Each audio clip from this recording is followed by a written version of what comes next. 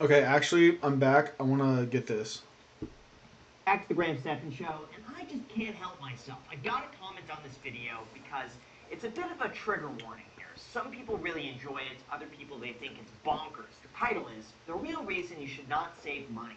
So I want to comment on this as soon as you hit the like button and subscribe. Thank you so much. I want to also big thank you to Relay for sponsoring this video, but more on that later. Let's begin. You know, when I was younger, I had this crazy spending problem, and I've also seen people who don't seem to spend anything. Is that equally bad behavior? Yeah, I think it's equally bad. Both of them are the exact same thing, which is money's controlling you. Money should be a tool that you use to become a better version of yourself. But when it's controlling your personality, it's no different than like any other addiction. Here's the thing though, I would rather be controlled by money and have millions of dollars in the bank than be controlled by money and be broke, right? It's like, you'd rather...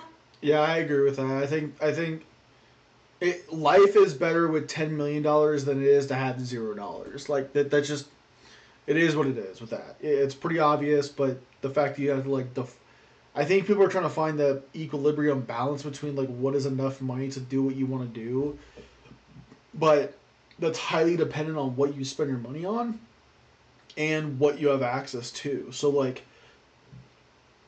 I don't know. I just think that it highly depends, but with a rule of thumb, like obviously if you were to pick between $0 and 10 million, you're taking the 10 million every time. It's not that hard to figure out. rather be addicted to going to the gym all day than addicted to Big Macs and cheeseburgers. Yeah, like there's always that's a good decision. It's like, would you rather be going to the gym or going to McDonald's every day? It's like obviously the gym. Like there's still a better decision to make. So he's making the point that I'm making. It's like, okay, between the two, they're not equal. I think one is objectively a better outcome than the other one, right? Isn't it better just to save? Okay, we'll continue. A lot of financial advisors will tell you one of the biggest problems that they have are clients who have saved enough money for retirement, and now you're 70 years old and you have enough money to travel and play golf, and you won't do it. And I think it's because they become so accustomed to the identity of I'm a saver. Money should be a tool that you use to become a better version of yourself. But when it's controlling your personality, it's no different than like any other addiction. Again, though, I disagree with this. I think that's a great problem to have. Oh gosh, I can't spend all of my... Yeah, literally suffering from success. Oh no, dude. I got. That's like that's like being like, dude. I got too much money. I got so much money. I got way too much. God, my life is terrible. Like, it's dumb. It's a dumb argument. money. I don't want to spend the millions of dollars that I saved up over my entire... Now, I get it, okay? He's making a point here that people have saved their entire lives. They've sacrificed so much to be able to do these things. And then when they're able to do the things, they can't do it because they feel bad that they've spent their entire lives working towards this thing. And That's why, okay, stop in there. That's why you have to like figure out what you want to do when you're like done working. Like you have to have hobbies outside of work. Like work cannot be everything you want to do because like when you're trying to like figure out what you want to do for the rest of your life when you're older, like you don't want to be like, okay, well, like work was my life forever. Like you just gotta like know what you like. You gotta fill up that time. So like understanding like what you're gonna do to like replace that time that you would have with work. Like that's so important. Like whatever hobbies you want to do, with skiing, video games, traveling. Like you got to figure out like what you like, hanging out with certain people, like going to certain places. Like you got to like increase your communication skills too. Like all of that stuff is super super important for people because then it turns into like a what he's talking about, what the video's talking about, where it's like, yeah, you don't really know what you want to do now, or you're scared to do it, like what Graham was saying. they can't do it. It's a real problem. But I would say that's a better problem than saying, oh crap, I gotta work until I'm 95 years old and I can't pay for the groceries this month because I didn't save enough. I just think... Yeah, like imagine like you have to work till 95, but you like, dude, but I'd rather just go travel or just go do this, or this. Like being or saying what he's saying, it's like, yeah, I would rather be the guy that like doesn't know what to do but has the option to go work or do whatever the hell he wants than be the guy that's like, I want to do this but I have to work till I'm 100. or 95. So Between the two, I'd rather have a lot more money saved up than a lot less. All things being equal, I would have rather overworked than not worked enough because you don't quite know when the enough is. Does more money make you happy? Some of the studies showed yes, clearly it does. Studies showed no, it really doesn't. If you are already an unhappy person, if you're already anxious, if you're already depressed, by and large, having more money will not help you, at least that much. If you are already a happy, content, joyful, laughing person, having more money will give you a better life. Here's what they found though when it comes to the studies. There was a survey, this was many years ago, that people just parrot because they think it's the most relevant data out there and everyone's heard it, okay? That is simply that beyond about $75,000, $80,000 a year, that you don't really become more happy with the more money you make. It was really found that like $80,000 a year was optimal. Except when you really look at the study, it was done such a long time ago. I bet you 80 grand, like during the time of when this was like when they actually did the survey and did the data work. I'm sure that's 80 grand a year post tax. There's no way that's pre tax income of 80 grand, even for the time. I don't care when it was.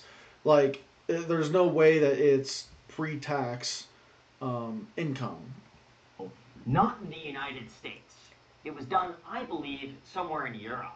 And when you applied that to the United States, other surveys found that the peak happiness was somewhere in the $100,000 range, 125,000. Yeah, that sounds about right. But again, I still stick to the fact where it's like, it's probably 125K post tax. Like post tax for sure. Give or take. But other studies show that happiness actually increases the more money you make. It's just at $125,000, $150,000 a year, you start getting these diminishing returns. Probably. I could see that. Where the more money you make is not the equivalent amount of happiness. So it's like going from $50,000 to $100,000 a year in the United States, huge difference. But going from $100,000 to $150,000, little less happiness. Going from $150,000 to $200,000, little less happiness. Going from two to Yeah, this is a good like graph with it. So like basically you're capped off at around 300. So there's your goal, guys. Just go to 300K. 400,000, little less happiness. And it really found that things tend to taper off around $500,000 a year, in the United States. And then, believe it or not, once you begin making too much money, the curve actually starts going down. Where the more money you have, the more problems you have, the less happiness you have, the less satisfaction. Yeah, that makes a lot of sense. I wonder when that curve happens though. I wonder when that like is it a million, 2 million, 3 million, 4 million in annual income, or like I wonder what that would be. Faction you had. So there's actually a point of diminishing returns. So I tend to think here in the United States, if you're making a few $100,000 a year, that tends to be where money and happiness intersect at the perfect Yeah, so you got to make like 200 to 300K a year to be like, all right, I'm good. point, and then beyond like $3 or $4 million a year, you actually tend to be Okay, so he answered my question. 3 or 4 million is when it goes down. Got it. less happy than if you were making less, just because you probably have a higher stress career, more obligations, more problems, more hassles, more things to think about. Yeah, that's the latest info on happiness and money. It should be about a few $100,000 a year in the United States today. Let's say you are overweight and unhappy, you hate your job, and you're recently divorced, and your kids won't talk to you, but you live in a mansion that has a Ferrari in the driveway. Is that a good life? But you could flip that around and say, like, let's say you live in a... No. But like, I think some of the best things in life is being around people you love. Like, it's not like the things that you have or what you have access to. It always goes back to the core. And in my opinion, the core is always your relationships. It's always the people that like you love or like want to be around and stuff like that. That's a fruitful life. That's where it comes out. And then around like if this is your circle where it is, your relationships, your people that you want to be around, all that. Like that's the core. That's what actually makes you happy. Around it, around the circle, right? that's where you have like the mansion, Ferrari, all the stuff that like is materialistic, I think. But the core itself is relationships, I think. Very modest middle class house, and you drive a 10-year-old Honda Civic, but you love your job. You have a great relationship with your spouse. Your kids admire you. You have your friends over for a barbecue every Friday night. You would be an absolute maniac to choose the miserable person in the mansion. Yeah, but you can also have the mansion, Ferrari, and a family that loves you too. I mean, Yeah, no duh.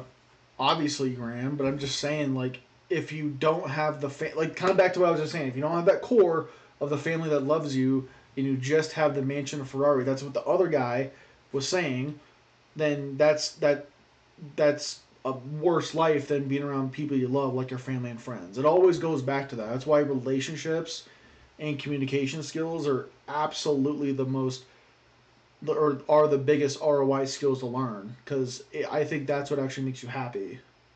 and that's a thing as well. I really tend to believe that it's all about doing what you enjoy and have fun with. You know, again, like what he said of going to a job you absolutely despise just to get these things you don't need for a lifestyle that other people aspire to. I mean, it's dumb.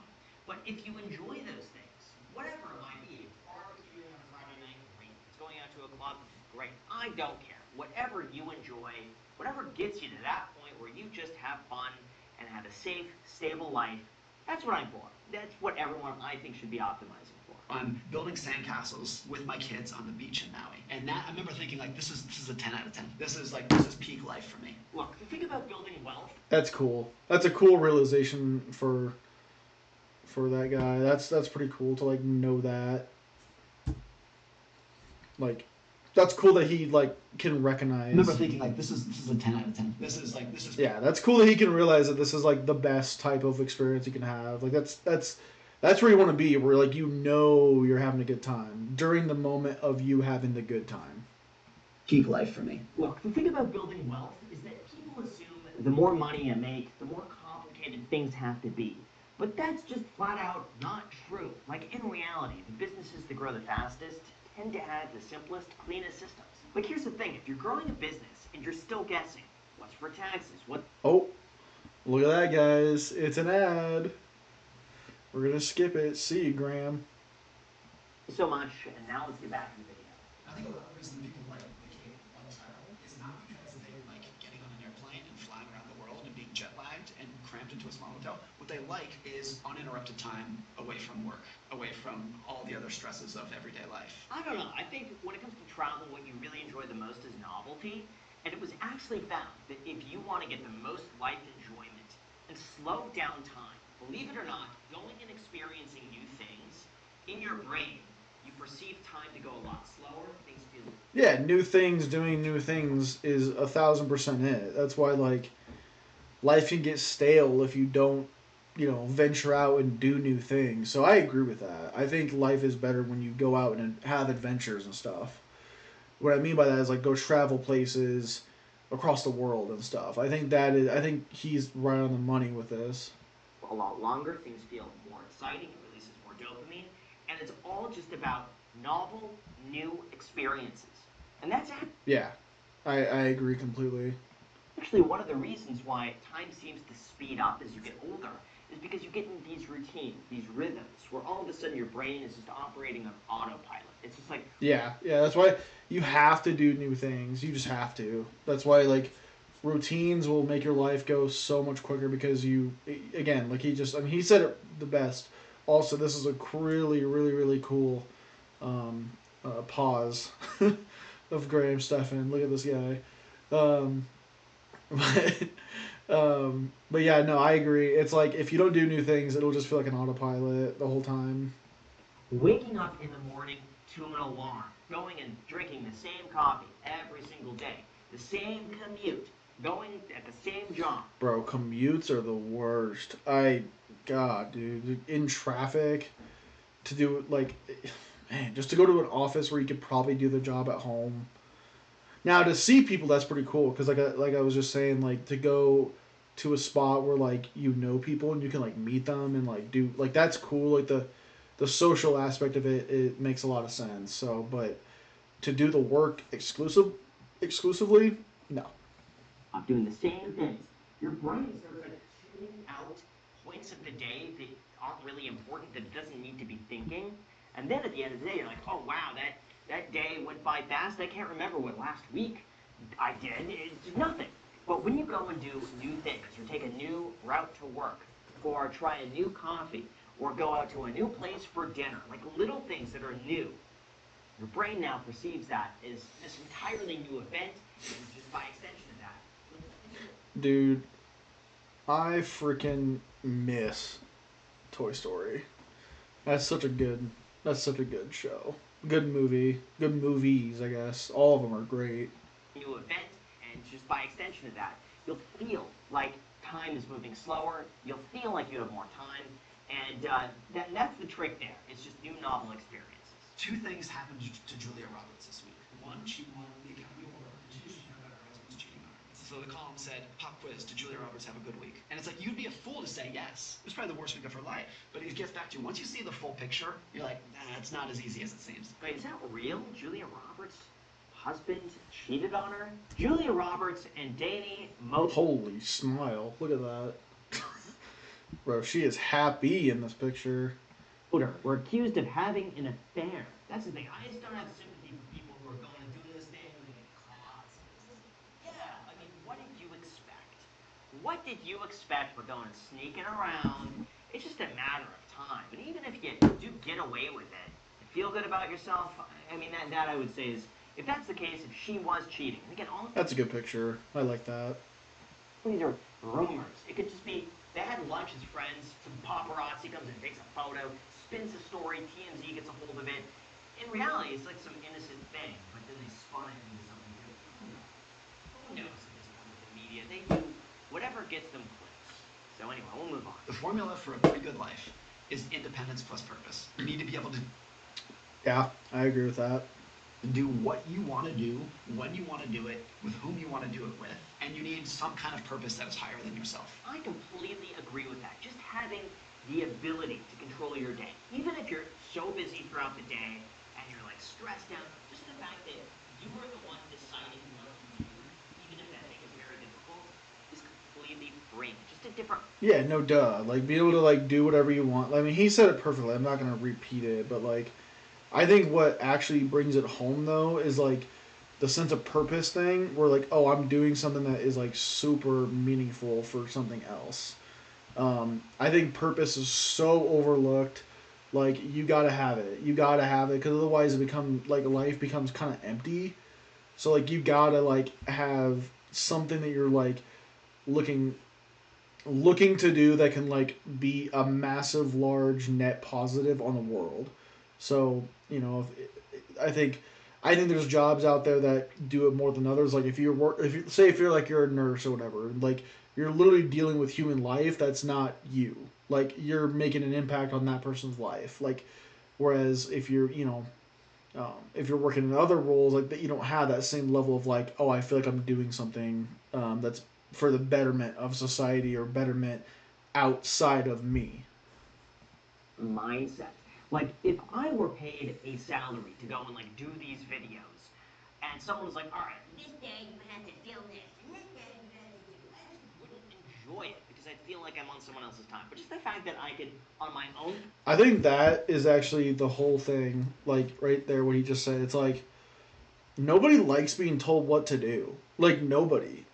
Like just let people do what they got to do to get their work done. They know what to do. Like, but telling people what to do is so annoying to hear. Like, think about it, like when you're growing up, you don't want to hear from your mom and dad like, oh, you gotta do clean your room, clean your like, do this chore, do this or whatever. Like, it's so annoying to keep hearing that like nagging request. Like, you gotta do this, and this. Especially if you don't agree with it. Like, there's certain there's some chores where I'm like, why are we doing this? Like, why do we need to vacuum 6 times a day? I don't get it, but whatever. Free will, see a video like this and decide, you know what, I got something to say about it. I'm going to go and record a video for people to hopefully enjoy and watch. That is awesome.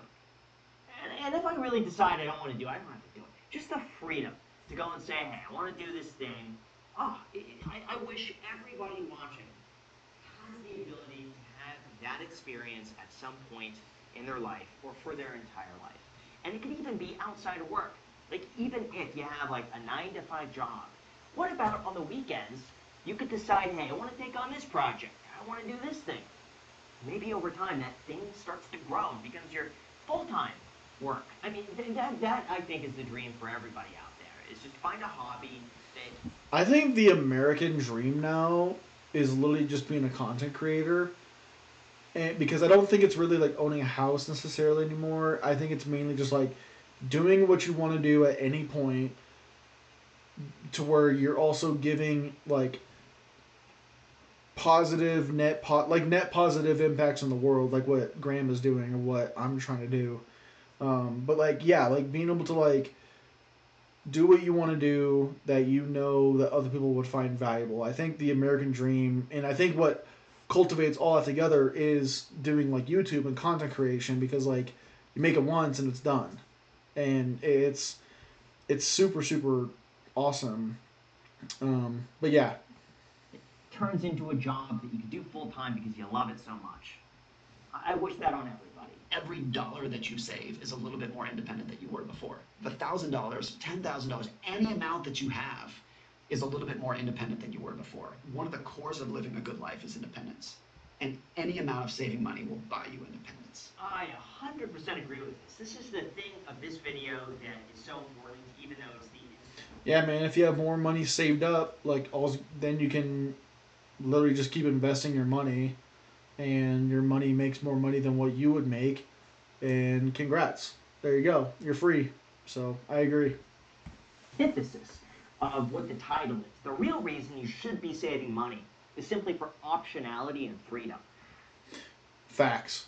Having options and not having to do certain things, that's incredible.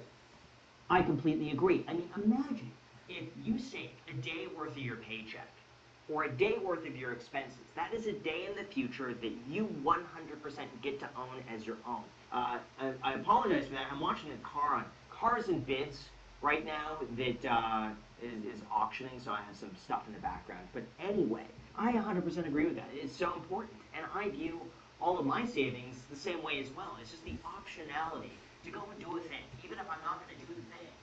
I could if I wanted to. Like this car on carsandbids.com. I could go and bid on it because I think it might be a good deal. It's a Tesla Model S, and it's used, and they're selling for half price right now. Like I might. I'm probably not going to, but I could. And that's the point of saving, is that you could do those things, even though you might not. That's all it's about. Some level of higher end independence is I can keep myself going for 6 months.